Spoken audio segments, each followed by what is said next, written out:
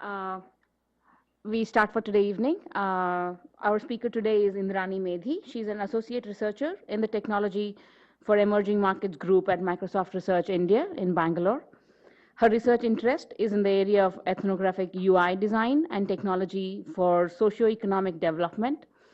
Her current work has been in UIs. UIs stand for user interfaces for novice and low-literate users. She has a master's degree in design from Institute of Design, Illinois Institute of Technology, Chicago. Currently, she's also a fourth-year Ph.D. student at the Industrial Design Center, Indian Institute of Technology, Bombay, India. In 2010, Indrani was listed in the MIT Technology Review's TR35 list of outstanding innovators under the age of 35 and featured in the list of 50 smartest people in technology in 21 by Fortune magazine. Okay, so. I guess. Yeah. Thanks so much for the introduction. And thanks to all of you for giving me the opportunity to come here and share this work with you. So today I'll be talking about designing user interfaces for novice and low-literate users. This is work that I've done in the Technology for Emerging Markets group at Microsoft Research India. I, like Deepti mentioned, have a background in design, user-centered design, and at Microsoft Research, I do human-computer interaction. So the group itself has two mandates. One is to understand potential technology users in economically poor communities, people like, let's say, urban domestic workers who work at other people's homes, do cooking, cleaning jobs, rural micro-entrepreneurs, construction workers, and so on. What people that would be referred to as being in the bottom of the economic pyramid. And the other mandate of the group is to adapt, design, and evaluate applications of computing that contribute to the socio-economic development of such groups of people. So the group is a very nice mix of social scientists and technical scientists. We have people from backgrounds such as social anthropology, communications, computer science, and somewhere in between. I have a design background. So what is the motivation of this work? Currently, as you would know, there's a lot of interest in bringing information communication technologies and applications of these technologies to alleviate poverty and boost socioeconomic development. But one of the biggest challenges is that a lot of the target audiences are not literate. In fact, statistics show that up to 41% of population in the least developed countries are actually not literate.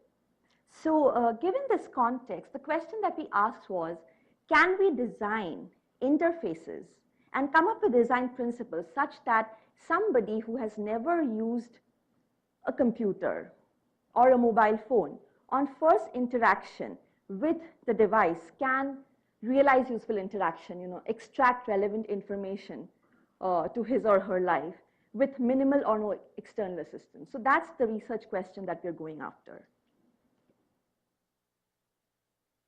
In terms of research methodology, the user-centered design work that I do borrows heavily from ethnography methods. So I've spent a lot of time in the field in the last 6+ years, around 700 hours talking to people across these different countries, Philippines, India, South Africa. One of my colleagues worked in Kenya. So we've talked to more than 550 people who are low income, low literate, doing interviews with them, also participatory design exercises where you actually involve the stakeholder of the thing that you're designing for in the design exercise. And it's very iterative in nature. Basically, you design something, you go back to them, take their feedback, come back and incorporate that feedback into your next iteration.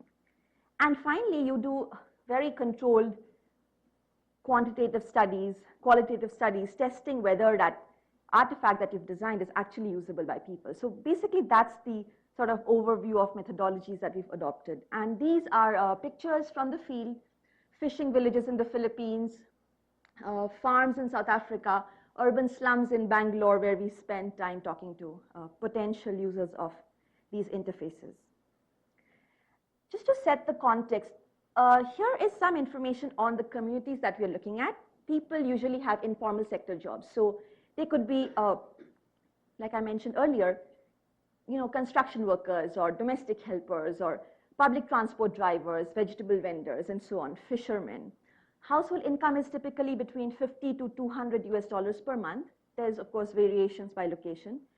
The one common characteristics across all these locations was that people usually have low levels of formal education, less than 6th grade. A lot of the people that we talk to are, let's say, unable to read bus signs or flyers, or unable to fill out forms, but they can read numbers. They can read Indo-Arabic numerals, and that's because of using currency notes.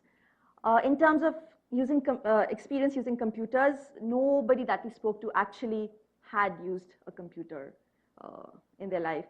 But in terms of phones, people usually have, we have not seen any smartphones in our target audience, but people use what you'd call feature phones, which have graphics capability, multimedia capability, or very basic low-end phones. In terms of other technologies, a lot of these households have television sets and DVD players, and people are watching pirated DVDs in their homes. So whenever you go to one of their houses, the television set is on, neighbors are, together watching TV soaps. So that is interesting. In terms of languages spoken, people usually did not speak English, but there were up to sometimes 4 languages that a person spoke. And these are pictures from a Bangalore slum community and a fishing village in the Philippines.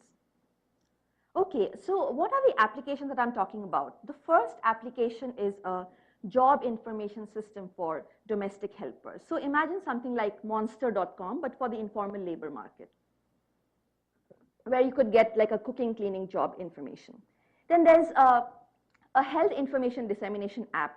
So in the developing world, the ratio of doctors to patients is really low, and there's very long wait times at clinics. So while people are waiting, is there a possibility of providing public kiosks where there's health information that's being disseminated and people use this application on their own?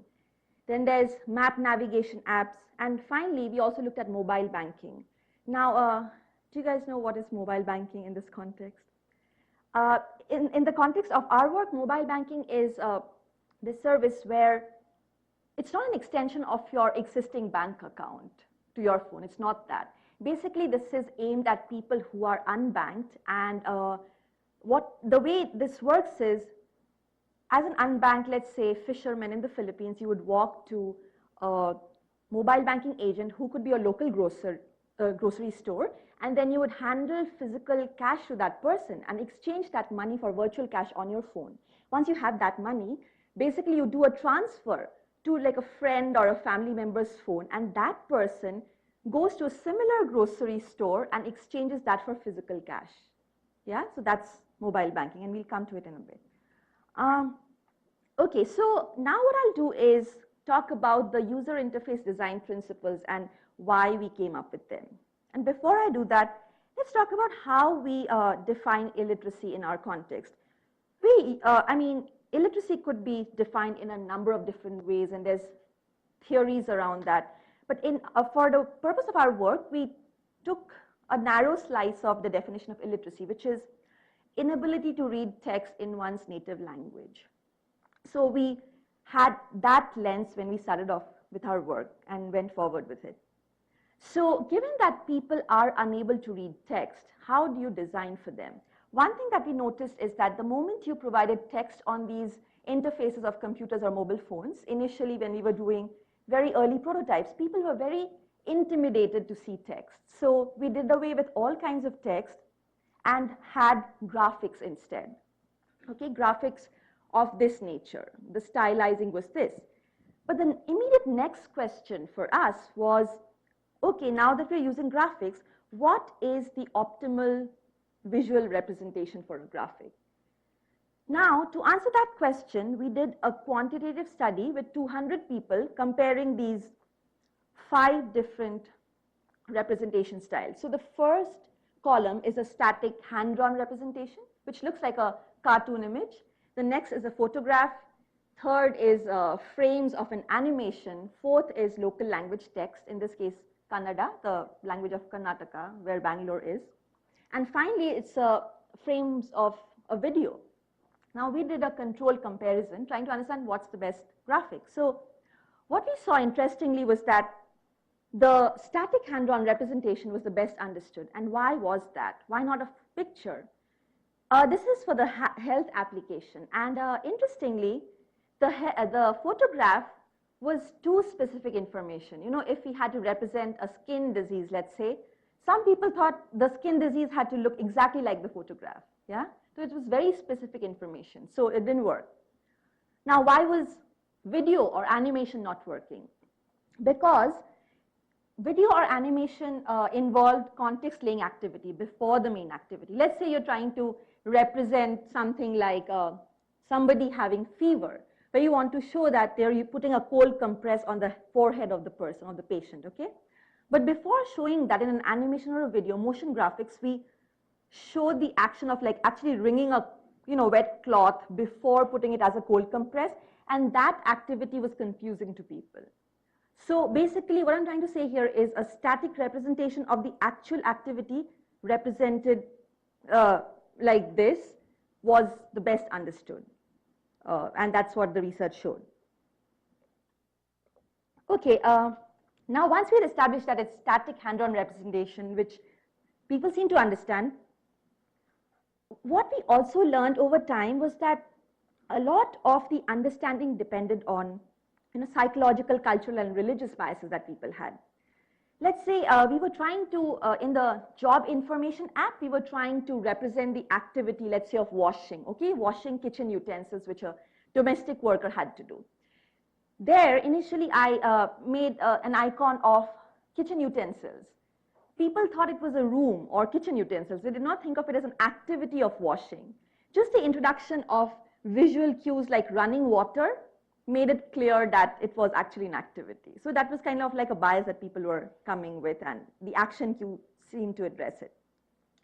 There were cultural biases. If you look at the second icon, the slope-proof house, to represent the address of your potential employer, we had used that symbol, which at design school, I mean, we were taught that it's a universal symbol of a house, a slope-proof house, okay?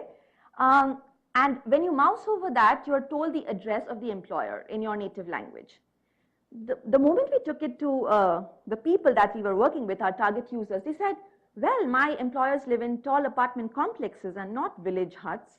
They interpreted this as a village hut. So with their feedback, we came up with this icon, a tall apartment complex and the employer standing in front. There were also religious biases which people had. To represent job timings, we had used, sun and moon clocks. So this was supposed to say 5:30 to 7. Interestingly, some of our Islamic subjects, Muslim participants, they, in spite of not reading and writing, they were reading this from the right to left direction, probably because Urdu is written from right to left. So just with the introduction of a simple arrow sign, that problem was fixed. So I think the higher level point here is that there are a lot of nuanced, socio-cultural issues which inform how you design these interfaces, and iterative prototyping has been really useful in that. It's taking people's feedback, coming back and refining the designs. Okay, so let's take a step back. What is illiteracy?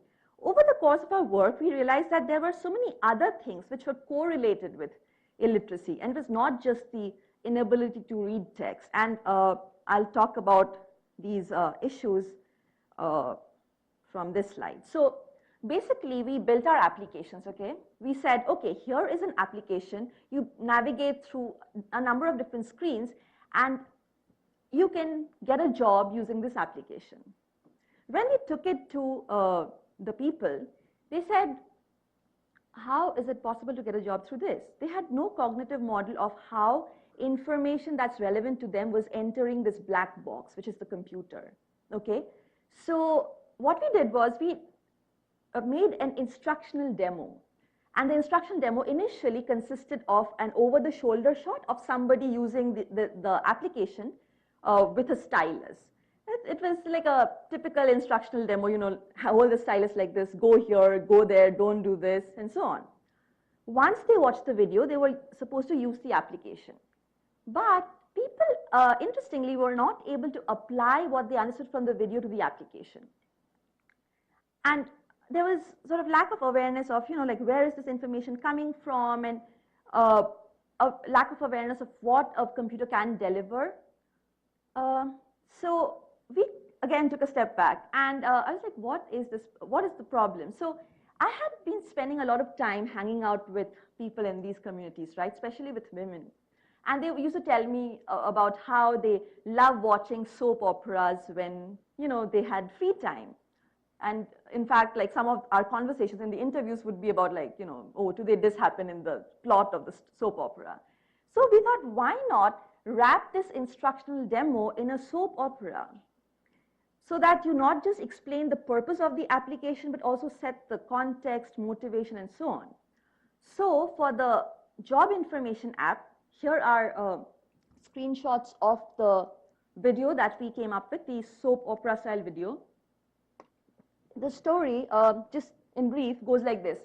There's a husband-wife, middle-class Indian couple looking for a domestic helper, and as usual fighting, oh, we're unable to find one.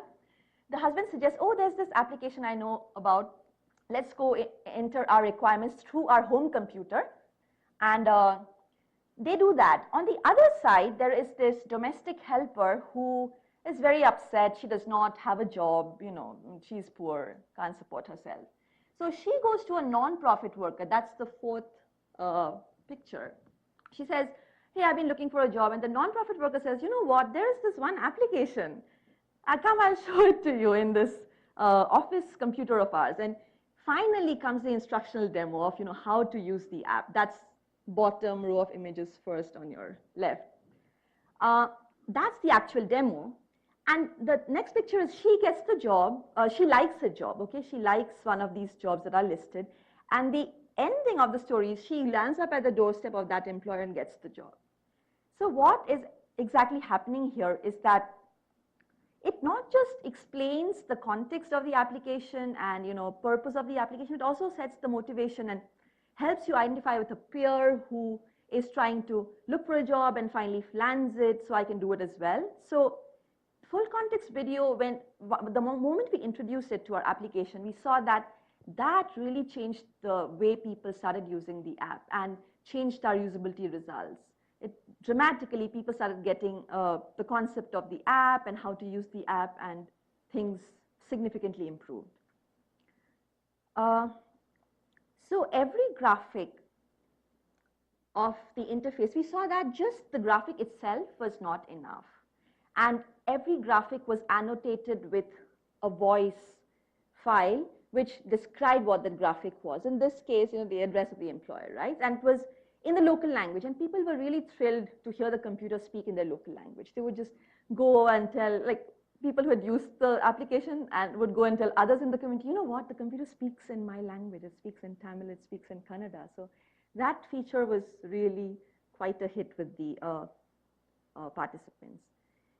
Another thing that we provided was this help icon, which was a picture of me, somebody they knew, somebody they trusted. So every screen had this help icon. You could go there and refer to it whenever you were lost and did not know what to do, and it gave you instructions on what to do. And it really seemed to instill faith and trust in the application. I mentioned this briefly. People read Indo-Arabic numerals because of using currency notes. So these are wages that you would get for sweeping, 150 Indian rupees, 200 rupees for washing. So basically, we are using numbers in the interface. In terms of other challenges, do you guys know what a soft key is on the phone? So soft keys are buttons which are located alongside the display of your phone. Okay, I'm sure a lot of you don't even have a keypad these days on your phone. But soft keys are the buttons which are located alongside. And the functions of those keys keep on changing depending on the application. Now, people were really comfortable using the numeric keypad, but the moment they had to use soft keys or any other keys, they found it very difficult. So we said, okay, let's minimize soft key mapping. There's difficulty in mapping these activities, so let's, as much as possible, do away with it. that was another feature that we came up with. Scroll bars were really hard to understand. A lot of our people were like, oh, there's something underneath. I didn't know that. So minimize scrolling, avoid, come up with menus that do not actually require scrolling. That was there. Also, you know how it is, right? Information architectures are always very hierarchical. So once you go deep into a hierarchy, people have difficulty sort of coming back up. So as much as possible, we tried keeping things simple and linear. So there was less navigation of complex hierarchical structures. Another interesting thing that we noted was just all of us have in our lives, I guess, at some point interacted with a interactive voice response system, right?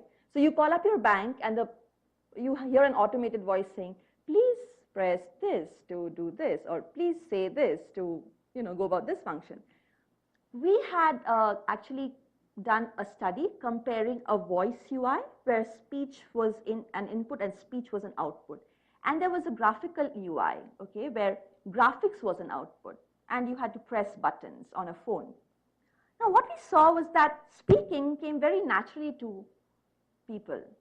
They were very scared to press buttons. And why was that? Because the phone was an expensive looking device. And given the difference in socioeconomic class, there was constantly this feeling of intimidation that if I break the device, I'll be taken to task for it.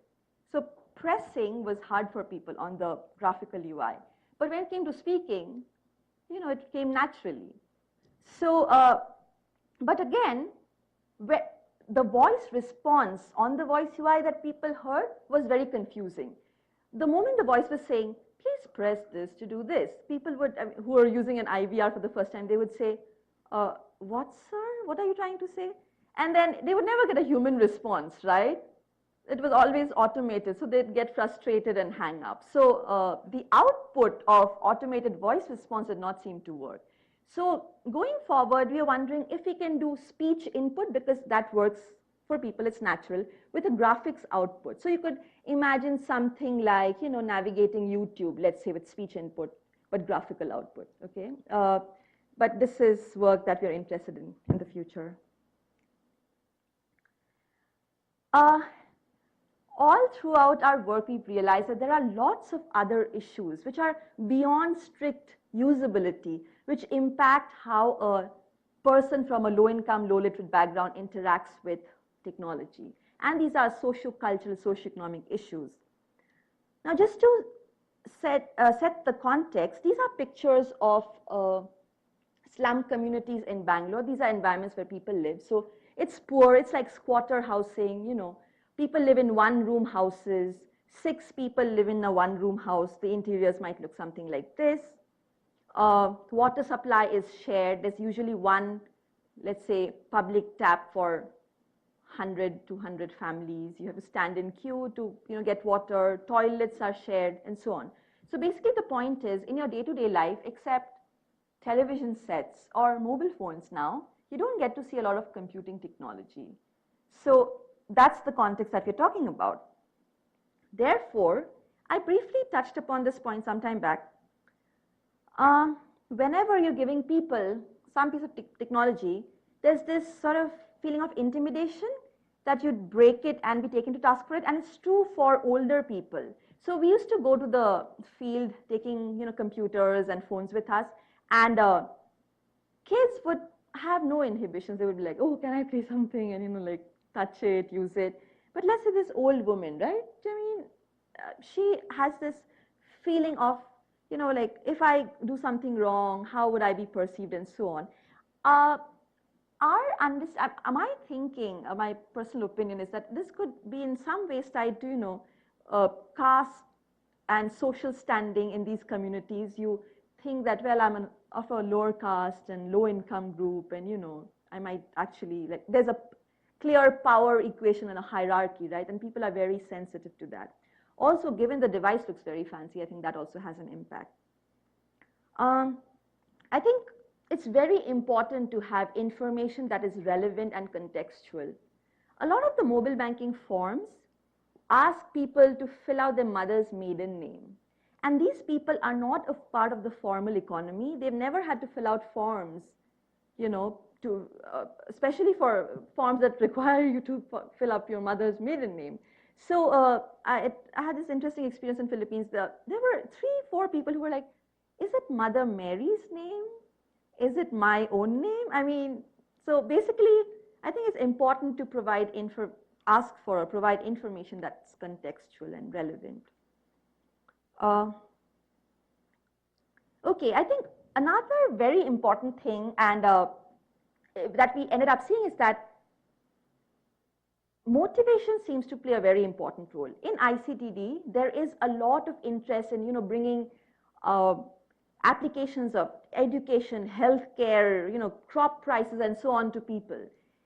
And we're like kind of like pushing it all to them, right? So, but there's also work which talks about how, this is work of other people, the papers are here, which talks about how the expectations of beneficiaries, people who actually use these technologies, are very different from the expectations of people like me or the larger community who are interventionists, who think that, you know what, you need educational information, you need crop prices. So the expectation, there's a mismatch. There's other work which talks about how people will go a long way to meet their desires. People forego food, for example, to buy talk time for their mobile phones.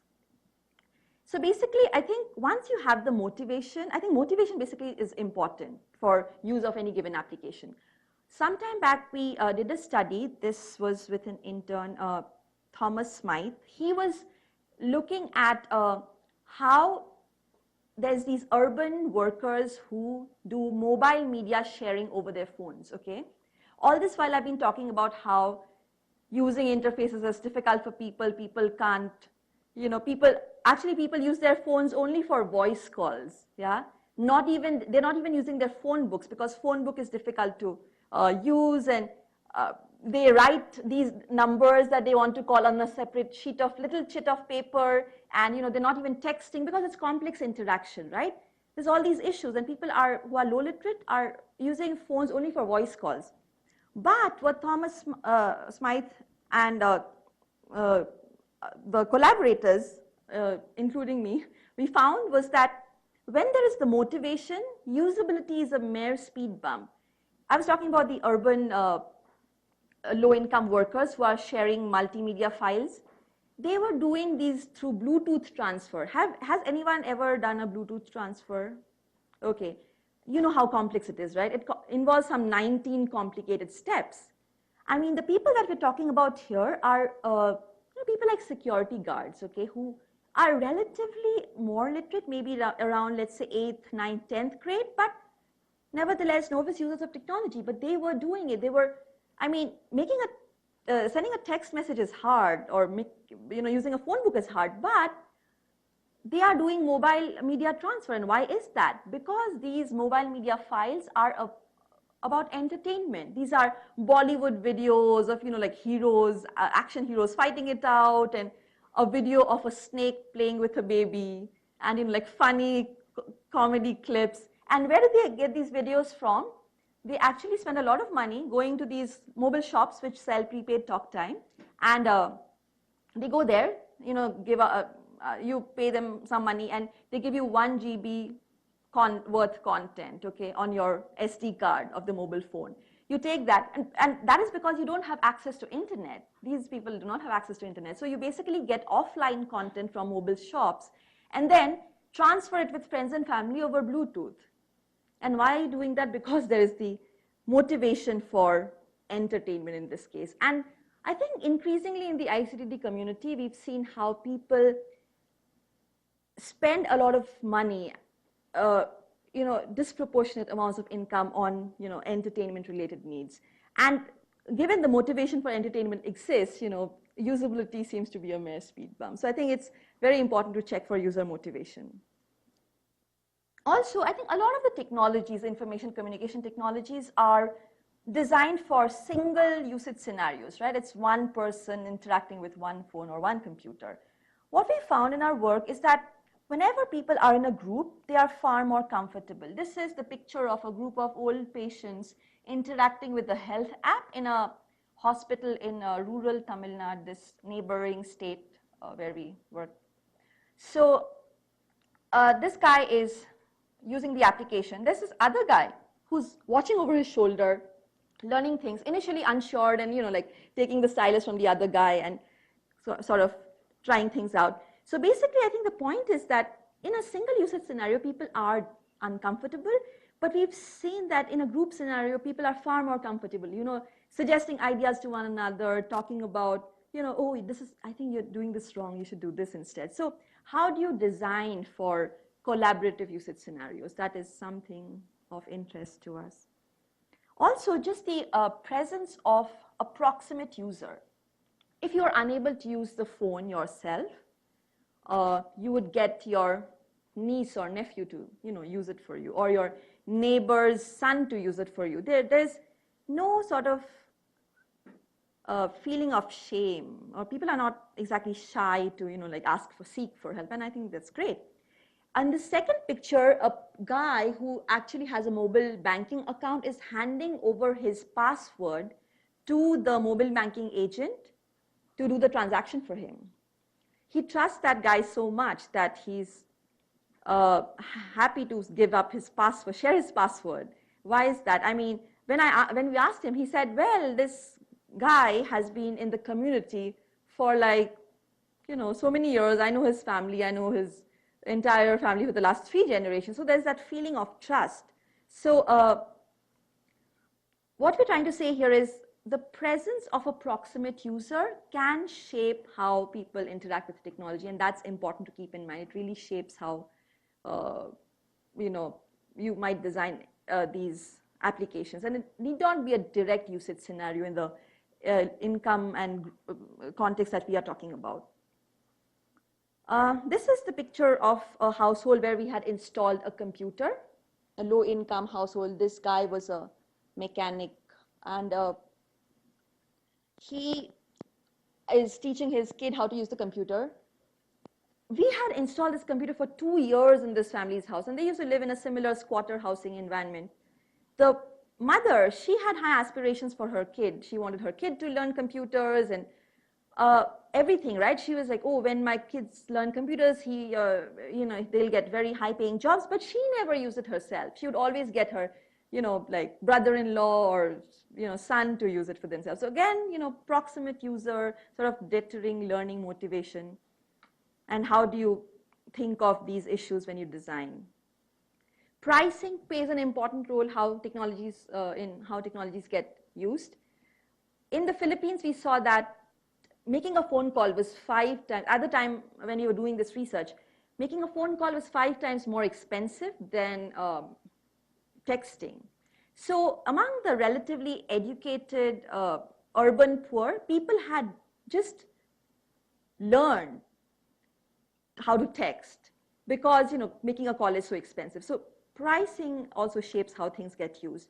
Power relations shaping how things are used. Do we all know what's a missed call? You basically call somebody up, and before the person receives, you hang up the call.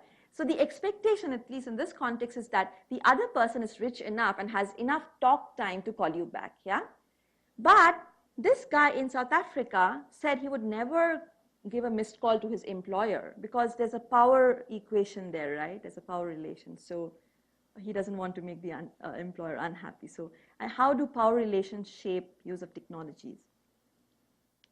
Finally, there is this study which we did recently where we were trying to measure participant response bias due to interview demand characteristics. I think participant response bias has history in psychology literature, where basically when you're trying to sort of evaluate something that you've designed, the people usually have the tendency to make you happy. Let's say I go to you and I say, you know what, I've designed this interface on the mobile phone. Do you like it? You don't want to make me unhappy, right? You'll be like, yeah, I like it. And in ICDD, there are a lot of studies which tend to sort of, we give so much importance to field work. We say that, oh, if you're designing for a different population, you totally need to immerse yourself in field work and spend time with the community. So there's so much stress on field work that people actually end up evaluating their own designs.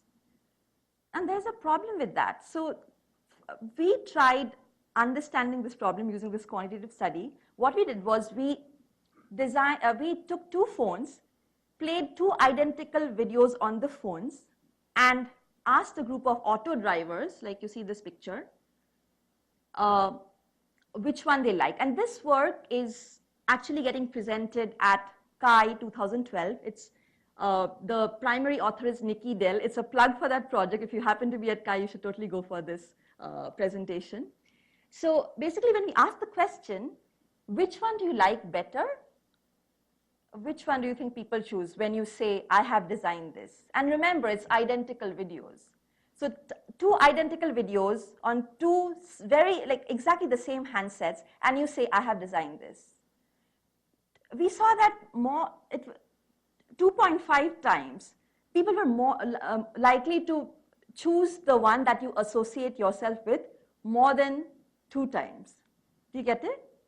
So let's say I go and ask, do you like this design? Which of these do you like? And it's the identical video. People are saying, I like yours better. And what we tried doing was, like, when you change the interviewer, and instead of a local interviewer, you have a foreign interviewer, right? How do things change? People were 5 times more choosing the one that there was association with. So foreign interviewer says, oh, I have designed these two there are these two videos, I have designed this video, I'm working on the graphic quality, which one do you like better? It's the same identical video. People say, I like yours better, 5 times more. And in some ways, this could be, like correlated with this tendency in South Asian cultures to be sort of, to be nice to people who are Caucasians, right? So maybe it's correlated with that. We need to look at it more deeply. But the interesting condition is the third condition, where we actually degrade the video. And we say the one that is degraded is built by us. Which one do you like better? People choose the degraded video.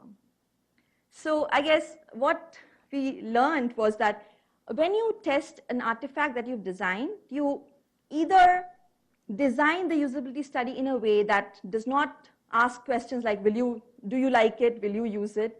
Instead, you could ask people to actually do tasks which actually measure how people would use it, right? Or what you could do is dissociate yourself from the intervention, have a third party to do the evaluation for you, so that there is no sort of association with your intervention and that doesn't bias people's responses. Anyways, in closing, I think we saw how initially we had looked at graphics as the solution to address issues of illiteracy in user interface design. But over time, we saw that it was not just strictly about inability to read. There were these other features which were important, and we had to design for those challenges, right? Like using a full context video to explain the purpose of an application, using minimal hierarchy that was correlated with illiteracy, understanding of hierarchy. There were these other issues which were beyond strict inability to read. And finally, I think there were these other nuanced socio-cultural, socio-economic issues, like one's social standing or feeling of intimidation, or user motivation for a given application, which is beyond strict usability, which also shape how a low-literate, low-income person actually interacts with technology. So with that, thank you so much. There's a bunch of people that I have to thank. Collaborators, advisors, mentors at MSR India, IIT Bombay, colleagues at Digital Green, Yale, different non-profits that we've collaborated with, a bunch of interns at MSR India, collaborators at UC Berkeley, MIT, and different organizations who put us in touch with potential users of our technology. Okay, thank you so much, and I'm happy to take questions.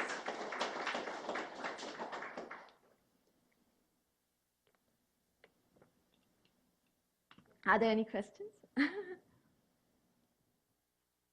the part about intimidation by like, oh, this is an expensive piece of technology, what ways are you guys thinking to try to avoid that? Maybe like make it friendlier looking, or like making something that would be Right. I mean, that's a good question. You know, like, I think in a lot of ways, it's also about like how you're interacting with the person. If you've been around in the field for a while, that impacts, right? If you're going there for the first time, maybe you want to make your icons look more friendly. But I don't think we've come up with the right answer. We're still sort of in a figuring out mode. Like, how do you design to overcome intimidation? And that seems to be, because electronics look fancy, right? Maybe you, I don't know, maybe you make a wooden computer, I don't know. But I don't have the right answer. But I think just the fact that it's such a sleek, you know, fancy piece of technology causes that feeling of intimidation, and I don't know how to get around that. I think that'd be interesting research directions in product design, for example, to make the gadget look less intimidating. Yeah, thank you for your question. While you're working on collaborative learning, how you'll enforce like better technology for collaborative learning?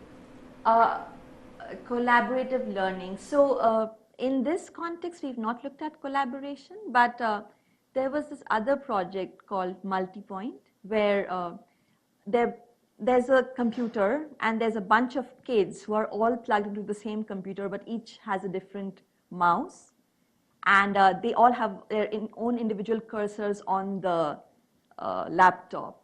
So basically, this is addressing the problem of very low number of computers in poor village schools, okay? Typically, you know, there's one computer, 8 kids around the computer, and the dominant child, the smarter or the richest child in the group, takes over the technology, and the other kids are just like hanging out and zoning out. So how do you engage all of them? Everybody has a cursor, everybody has their own mouse, but it's one computer. So we have done work like that. I've not looked at it personally, but this is work coming out of our group. But that's in the context of kids. So, yeah. So for designing the different graphics for putting up into the computer, so how many participants were needed for the evaluation? Like how many?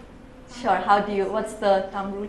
I think, see, we have done, this is, what I talk about today is different projects, you know. In one project, we evaluated our, like, basically what's the optimal audiovisual graphic. That one had 200 people. The mobile banking application had 60 people. So basically, you have a control, you know, it really depends on the study. So I think over the last 6 years, it's been a total of like 570 people, but I think chunks of people for different projects. It really depends on how you design your experiment, I think. Does it answer your question? Yeah. Do you have a criteria for the percentage, like how much percentage of the people agree? Sorry, say that again. How much percentage of the participants need for this one, that one? So how could you make okay. sure that this one is the right? I think so. Basically, usability again borrows heavily from, you know, statistics. So if it's statistically significant, then yeah, I mean, I think we have some thumb rules that, oh, we'll use like 30 people here, 30 people there for like a mobile banking application. But yeah, I think it's, yeah, it borrows from. Yeah. I don't know if I answered your question. Yeah. You mentioned mobile banking, where you have virtual cash instead of regular cash.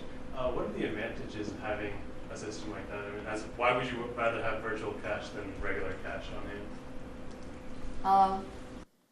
First of all, you're saying basically this is trying to give people accounts, okay, mobile phone accounts, and then you can build your history to get credit later. So it's tied to a lot of other things. Okay. And it's also very sort of unsafe, at least in South Africa, for example. It's unsafe to move around physical cash, is what we were told. So, and if you want to, see, there's lots of ways people do transfers, yeah?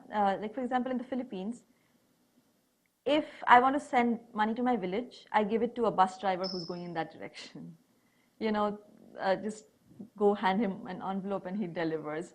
But I mean, there's not, it's, you're not exactly, I mean, money is not safe and you're not exactly building a credit history. So there's now a lot of interest in bringing mobile banking to the poor, so yeah. sorry, you had a question. I was just wondering what you kind of thought about kind of the implications of this in terms of design structures for even literate users or users in different countries, such as the United States, which may not have as much of the, I mean, I've worked in like therapy and so on, so obviously like, the poverty comparisons are a little different, but what do you think those implications are? No, I think what we've understood, and I've not personally worked with literate people who are novice users of technology, but I think a lot of the principles that we came up with, minimize hierarchy, no scrolling, a lot of those things apply to groups of people who might not necessarily be low literate but are novice users of technology. I think we've always sort of had that on our radar, but I have not exactly looked at. But I think it'll be very interesting because I think a lot of the design principles would hold. So yeah, thank you. I have several questions. Sure.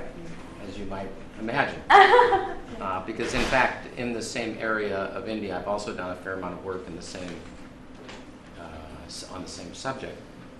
One of the things that, I mean, you raised a number of issues that I think seen from where I sit raise additional problems. For example, you use the word illiteracy in ways that, seen from an educational perspective, worry me. You referred to people who are functionally illiterate, low literate, partially numerate, but as in, I mean, if you come at this from an education perspective, we still don't know what you mean. Sure. And when you talk about kids who are not achieving 6th grade education, we still don't know what you mean. Sure. And it, you know, it's one thing to do ethnographic studies. It's another to not tell us enough about who that population is and what their characteristics are, that it raises questions about, you know, what do we take away from this? Yeah. So, okay, all right. So I think that's a very that's a great question. So I totally agree that literacy can be defined in so many other ways, and we are taking a very thin slice of literacy in the way we define it, which is textual literacy, the ability to read or write. Initially in our definition, we had used formal education as the proxy for defining a person's literacy level. But we went away from that and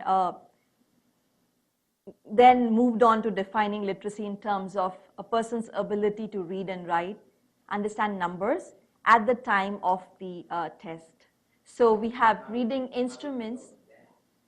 Sure. We have instruments that measure, and it's a scale. So basically, it's not a binary division. It's not like you can read this, you are literate, you cannot, you're not literate. It's in fact a part of my PhD, coming up with a scale, which we have not managed to, and I would love your feedback and suggestions on that. Finding a scale which puts people, so we have come up with a scale, and the scale, actually the content comes from, because of the population that we're working with, it comes from textbooks of local government schools. So we have content from the 1st grade reading, writing books at one level, reading, writing books for 3rd level. So basically we've created a scale, and when people come in, we give them a literacy assessment test which measures reading, writing, and ability to read numbers. So I'm not saying this is the perfect definition, and I definitely think literacy is correlated with so many other things. You know, what's the quality of education that people received in school? What's the nutrition level, and what's like there's genetics and so on, right? And so I think so there's definitely a lot of correlates of literacy. Next question. Sure. Yes. Oh, you please go ahead. Just a related question. Sorry to interrupt. The scale that you're talking about, and because you mentioned you've done this across regions, I'm just curious if you've been able to, carry over conclusions for one literacy level in one region over to another one directly or even closely. Okay. Okay. Let me answer it this way. So it's not like right from the beginning we knew how to define literacy. Yeah. All the work that we did at other locations, South Africa, Philippines. At that time, we did not have as, I would say, elaborate a literacy assessment tool.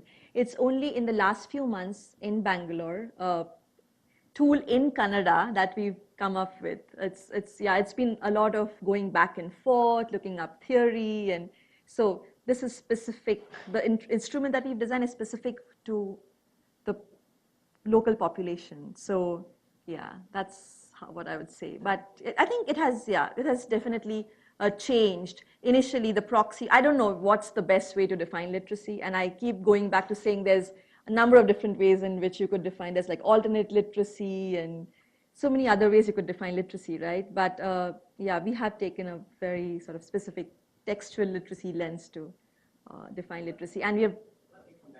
Because in fact, 10 years ago, next to Bangalore, using Telugu, which is the same script, we developed, with PEN in cooperation with the government of Andhra Pradesh, instruments exactly like what you're talking about.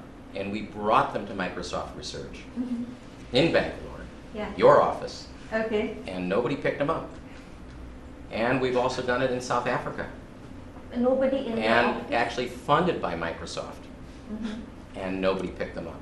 I mention this not as a criticism of you and your presentation, but just really as an example. Some of you are my students, others you've seen me at these meetings, is an example, I think, of the disconnections between fields. We actually know a ton about measuring literacy. Microsoft Research may not know much, but those of us in education have been working in it for 100 years. And we have lots of information on developing tests in Kannada, in Telugu, in Hindi, Urdu.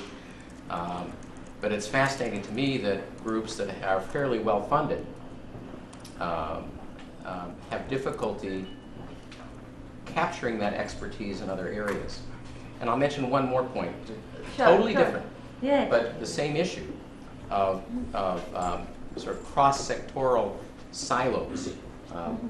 The issue you described sort of in the first half towards, of your presentation, which has to do with written versus graphical presentations. And actually, I'm sure you know this because of your work at IIT and so on. There is actually a great deal of information on low literate populations and in fact, I don't really believe the data that you showed us. If I could be difficult with you for a moment. Sorry. I don't buy the interpretation that you gave us on both photographs and graphical designs. I've done work myself which shows exactly the opposite effect, which in a sense supports your point that you made toward the end. There's a great deal of bias in how you present, which are the selections. The examples you gave us actually are, and I think you interpreted correctly the design that you used, but you only gave us one example. You may have many more.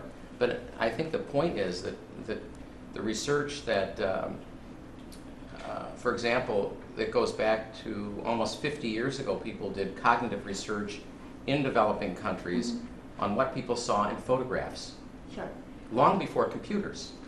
And what happens when you do pencil designs as contrasted with more fleshed out material. There's a whole very rich literature which seemed to me, at least in the way you presented it, to be missing. And maybe it's in your dissertation, but I'm just saying, sitting here in the audience, I wonder about how you take the next step, which seems to me very importantly to bring in the rich research that exists in other domains into the work that you described for Microsoft Research. Okay, let me answer your question by saying that first of all, when we were doing the test with 200 people comparing photographs, static, hand-drawn representation, animation, video, so on, the test did not involve saying, I have designed this, not that.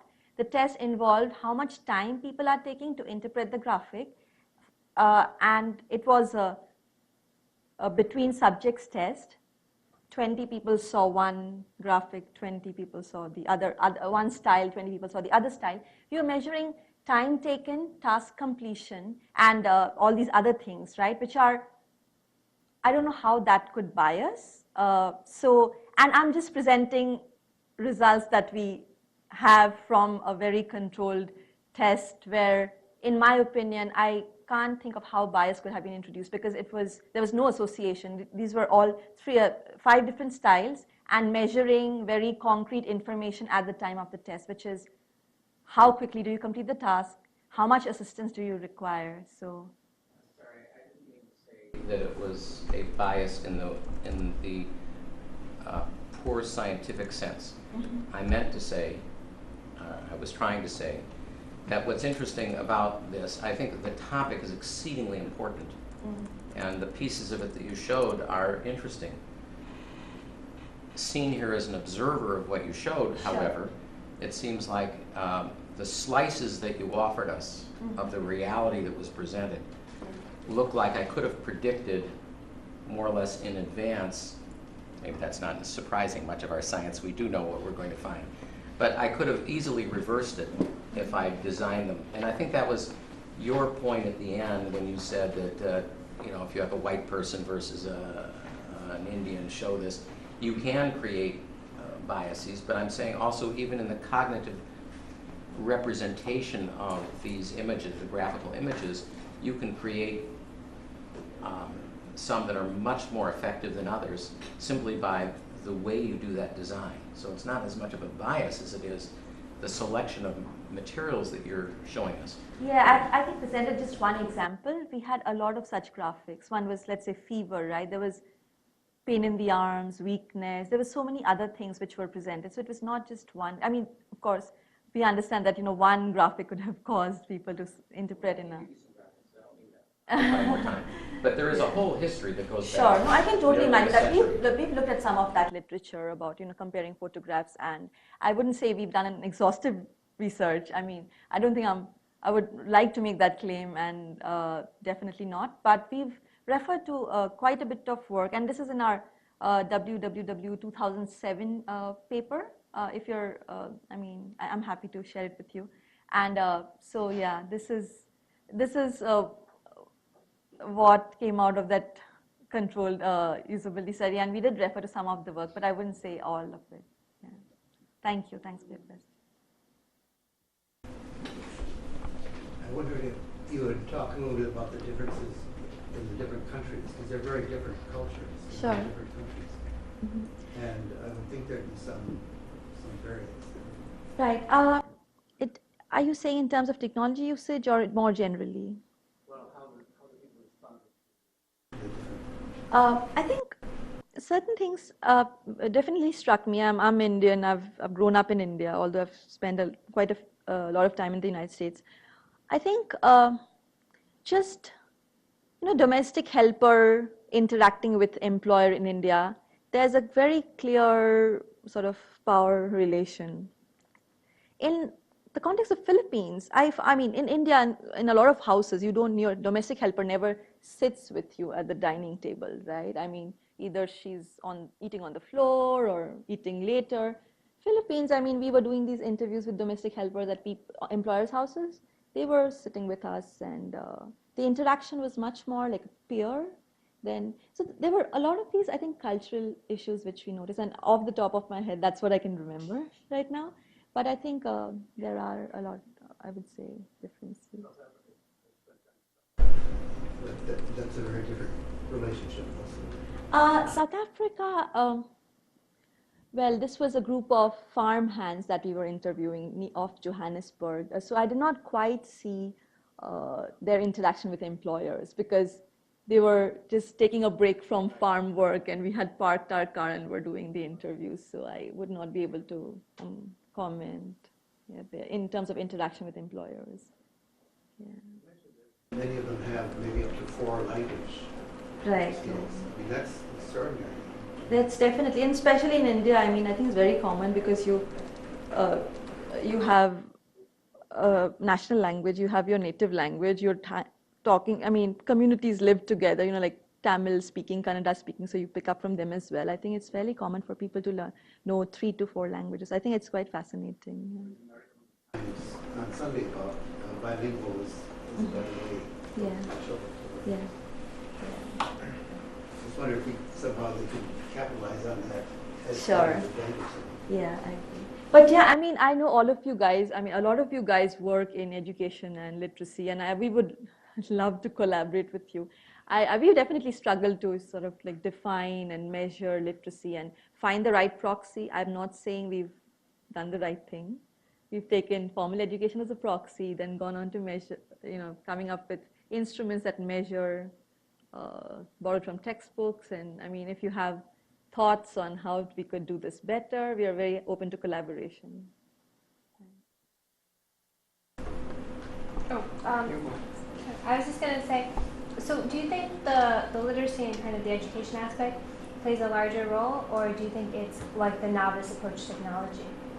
Because I know that I think these are so correlated, it's difficult to, I would love to do an experiment where you kind of tease these apart, but very often if you're low income, you're a novice user, you are also low literate. So I think just doing a control of, like having one period, I think it's hard to, sure, I mean, in terms of, there's this thing of, people who are low literate tend to be novice users of technology. People are, like I mentioned, people are using phones for voice calls only, not using phone books, not texting, especially in countries like India where making a phone call is as cheap as sending a text message. So, yeah, but I mean, yeah, I think it's kind of hard to say whether it's because of, like, what is causing the problem. I think, like, the causal. You did a language swap, where Yeah. people were looking at browsers of technology in a different language from the one that you're familiar with. You see how that works out. Yeah. That would be an interesting direction to go into. Do you think that by trying to answer this problem of communicating with graphical interfaces and audio and all of that, and get around people's inability to read, you're actually taking away this desire to learn to read? That is not our motivation. I think there could be. It's not the motivation. Do you think That could be. Could be. I think there are projects like a same language subtitling project, which is kind of looking at the problem in a different way. How do you annotate text for Bollywood video songs? As people are singing the song, it kind of highlights every word that you're singing. It's called same language subtitling. How do you actually sort of teach people how to read by association? And so, I mean, we are definitely interested. We've not done it so far. Like, how could you actually teach people how to read and write using these interfaces? Maybe you could have text along with these graphics, and by visual recognition, you could. We've not yet done that work, but would be very interested. But I think it's a great question. Would it sort of, really kill the motivation to be literate? I don't know if I have a good answer. Thank you. I was wondering if you've kind of indirectly touched upon it throughout your presentation. Sure. I was wondering if at any point have you taken a direct stock of how the factor of trust affects the question of usability? Sure. Because my experience, a little bit of experience in this field, not backed by any research, but pure field works, has suggested that it's a big factor in the sense of what kind of apps people end up using, how much time, how much effort they will put into learning something or even figuring it out, even if it does not involve any sort of any sort of investment of Sure. Because the point where you said that entertainment was a big motivation, the way I look at it, I think it's because it's a very, very low risk sector. People won't try out something in case of banking or something that involved money, especially in the social context of India. I'm pretty certain about that. But actually not. Remember the guy who was sharing the password with the shopkeeper? No, anyways, I'll let you finish your question and then, Another point, and slightly related probably, about that whole graphics and text thing. Again, a very similar experience of mine in an online job portal scenario for pretty much the same sector of people, said that a lot of users perceived more graphical interfaces as more juvenile. And if you let them use that kind of resource in a more serious kind of work, like hunting for a job on which their subsistence existed, or banking, they tended to take it less seriously than something more textual. Sure. So there was certain kind of seriousness associated with text, which was not there with sure. Did you come across such things, which was? Well, I mean, okay, let me start by answering your first question because I guess I'll have a shorter reply. I would say not everybody, but a lot of the people in our communities were intimidated the moment they saw text, right? So at least, yeah, I mean, it was maybe in their minds they considered it juvenile. I don't know if, you know, they actually did. But we were testing usability. We've done, you know, text-based local language interface compared to graphical interface. I mean, usability in terms of first-time usage, right? We are going after a very specific question. Does it enable first-time interaction with minimal or no assistance? So that kind of interaction, the graphics did well. Which kind of also answers your second question. We've not looked at learning over a period of time. This is very specific. First-time interaction. Can we design principles such that somebody who's using a railway kiosk for the first time with minimal or no assistance is able to do it by himself or herself? So yeah, we've not looked at learning. I mean, over a period of time, if you have the motivation, I guess you learn things. Yeah, we've not looked at learning. Thank you. Go ahead. I guess people who are interested in the question of how technology interfaces with reading and on being able to interact with the computer in a productive way using very user-friendly interfaces need only look at actually this pen project in Andhra Pradesh. We built a multilingual site. We took people who'd never touched a computer before. And within 15, 20 minutes, they could all utilize, this is standard PC, this is not an iPad or something that is even easier to use. And we track learning over time. This is part of the record, it's published. So again, I guess I would encourage our colleagues at Microsoft to look at this, which in fact they helped to fund in South Africa, where we actually have an operational quadrilingual site that is going on with kids and illiterate youth in the northern part of South Africa. You know, I can give you the website. It's just, again, as I hear the conversation going on, I feel obliged to say this because some of these areas, in fact, have received a fair amount of attention, even from here at Penn. And it's fascinating to see that you and Microsoft people are onto this topic, but that we haven't been in exchanges. Yeah, we should totally start working together, I think, collaborating. I think that would be, yeah. We're always very happy to collaborate. So. My turn. I think this is one of the lectures in this series where I'm seeing a fairly good representation of engineering students here. Am I right? Yeah. Okay. So, we had lunch together, so we're a bit primed for this, right, Indrani? Yes. I wonder if I might switch the conversation just a little bit for a moment here on really the topic of the design side of the equation here, as opposed to the ethnographic research or sort of the language implications aspects of this whole sort of area. Having design experience, studio design experience yourself, right? So I wonder what kinds of, I mean, what drew the engineering students here who are interested in, from a technology basis, you know, the whole design process of working with pieces of technology, either on the hardware side or on the software user interface side. What drew your attention to this particular topic, and what implications there are based on the research that Indrani presented that can better inform the engineers and the actual technology designers themselves in this process? For instance, I know it wasn't covered here, but I keep thinking about sort of the physical side, the actual artifact side, you know, of ICT, whether it's a mobile phone or whether it's a laptop or any other sort of information-based piece of equipment. When we go to task to design out such a product,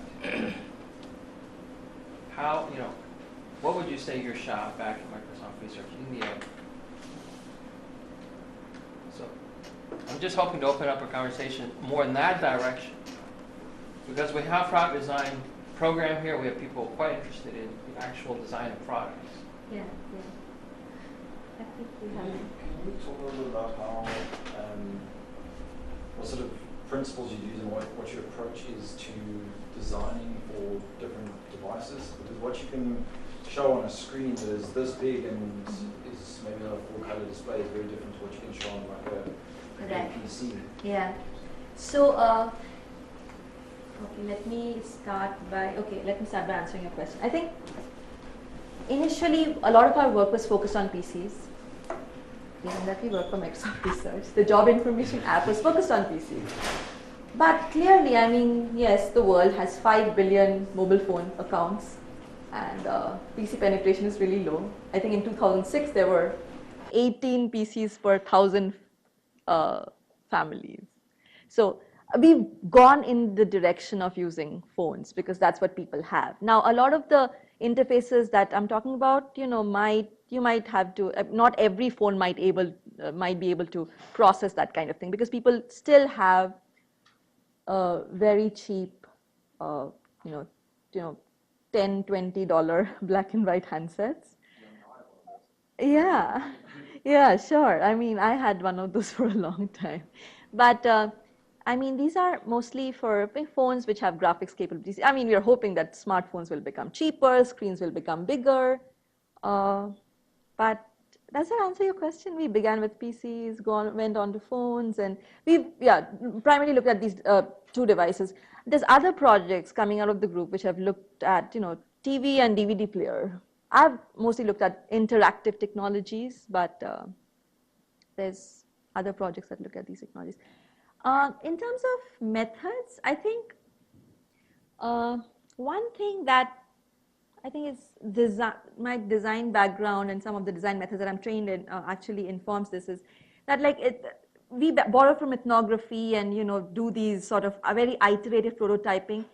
I think it's very valuable to do participatory design where you actually involve stakeholders in the design process. There was this one time I'd like to just elaborate on it a little. We were trying to, for the health application, we were trying to come up with an icon for representing weakness, okay? And for me, weakness is, what is the graphical representation that comes to mind? It's about feeling dizzy, therefore you're like holding your head and you'll faint or something. So I thought of an icon where a person is holding the head. When I went to these people and I asked them to represent weakness, we had given them 2D paper cutouts. And you could maneuver the limbs of these dolls, okay? We said, okay, why don't you represent weakness for us? Interestingly, most people, the way they represented it was, pain in the arms and legs. Our understanding was that their work actually involves so much of physical labor that weakness is, pain in the arms and legs. I mean, for me, weakness is about feeling dizzy. So basically what I'm trying to say is, methods like participatory design where you involve people, give them tools to actually express what they want to see, what they'll understand has really been very useful. And I'm totally sort of, I think it's really valuable to use these methods and which comes from the design, user-centered design domain and discipline. So, yeah. Just another question. With regards to designing icons, and you mentioned that you had the house problem. Yeah. You had to make that a big office block.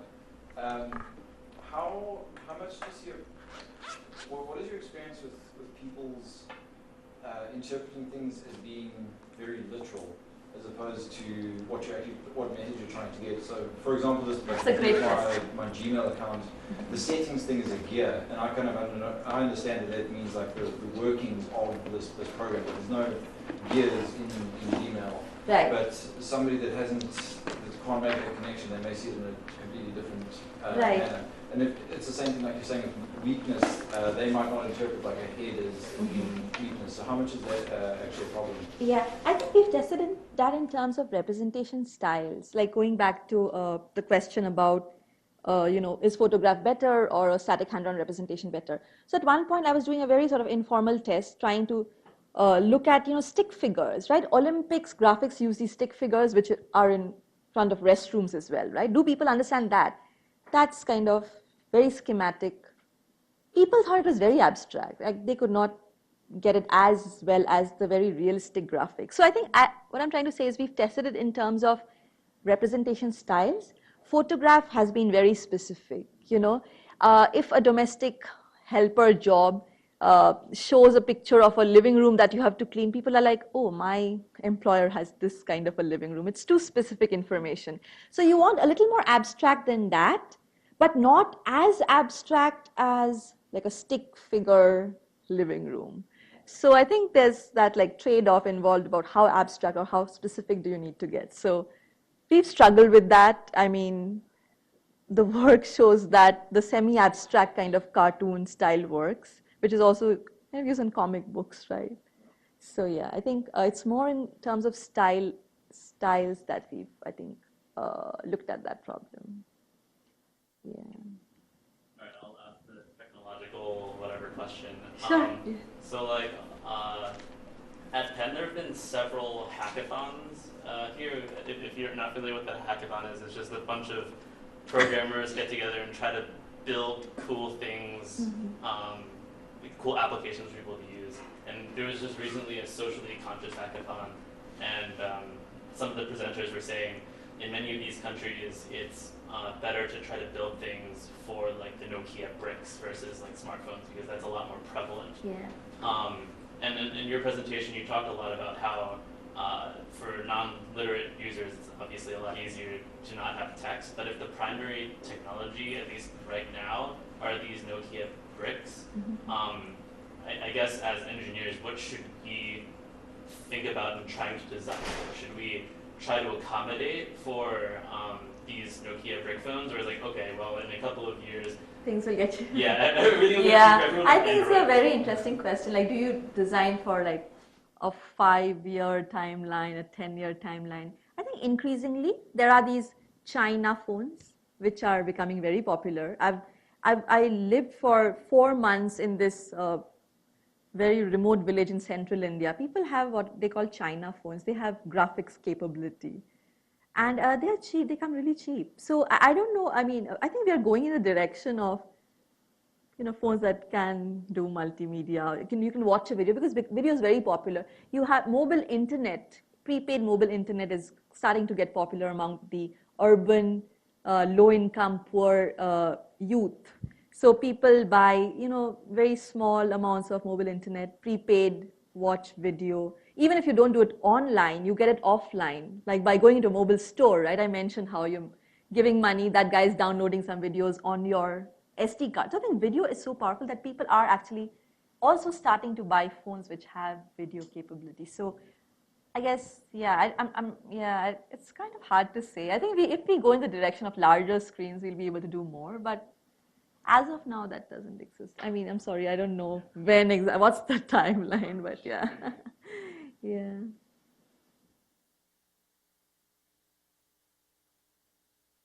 Any other questions? Most engaged new users or literate users? Engage. I think it's specific to the application. Sorry. So you've talked about people being a little timid about trying things like pressing the buttons that they don't know they do, or people actually being intimidated and not even getting to their first-time user status because they're afraid to touch the computer. What can we provide that will draw people in? So for example, people are interested in mirrors, even if they've had no education whatsoever. So if we put a camera on... Can you say that again? People are interested. People tend to be caught by mirrors, shiny glass.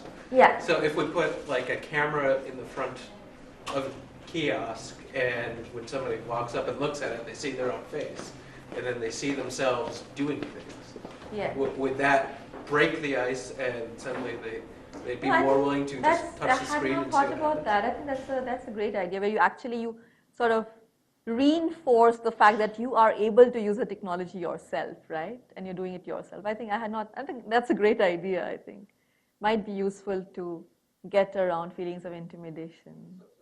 What is the technology? Technologies you imagine would help break the ice or close the gap in other ways? Yeah, I think, see, I mean, what's a good answer? As of now, it seems to be mobile phones, just because it's so ubiquitous. Yeah, there's so many of them. There's 5 billion of them in the world. People have them, people use them. But I mean, they're also limited by screen size and all that. So, I mean, I would say television sets as well, but television sets do have limited interactivity. So, computers, I think penetration is really low. But I think if you had interactive television sets or mobile phones, I mean, sure, you know, you can talk about, oh, if there's a keypad, people are actually scared to press buttons because they break it. Maybe people are finding it difficult to do soft key mapping. So instead do touch screen, but touch screens are expensive at this point. So yeah, I think it's as things become cheaper. But I mean, if I had to sort of abstract this question and like 50 years, oh my God. Walking down the street, see a computer, want to play with it, have no trouble using it. 50 years. out. 50 years is a very long time. I don't even know if. If the computer was her. Yeah, the computer was me, but it was a human. Because, you know, in a lot of our projects, we've realized that ultimately the human intermediary is so important. Like you have something and it's a human intermediary who's doing the interaction. So you're right. I mean, Okay, so now extrapolate backwards. What aspects of human make us more comfortable, well, some of us more comfortable with going up and meeting somebody and interacting with them? What about being human? Computer that looks friendly?